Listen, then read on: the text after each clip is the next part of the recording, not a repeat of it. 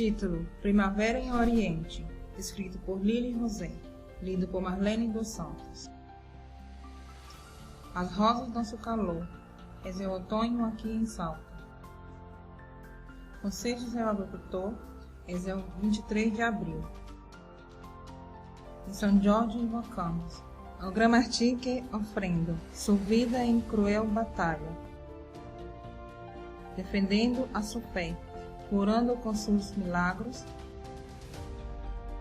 persecução e suplício, suportou com valentia, derribando o dragão, que é a força do mal,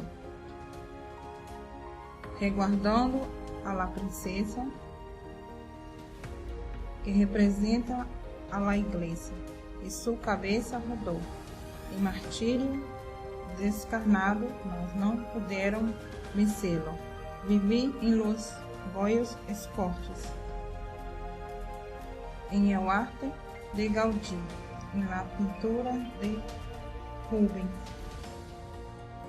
é o quadro de Rafael, em la imagem de Dalí, em a história e a legenda, em la eternidade de santo, de tantos templos cristianos, em lo que é mais eloquente, em la devoção de fieles, que aclamamos e clamamos em esta veneração, que nos proteja do mal, guardando-nos por o caminho que indica nosso Senhor, ajudando a nosso próximo, redimidos e la paz, la caridade e o amor.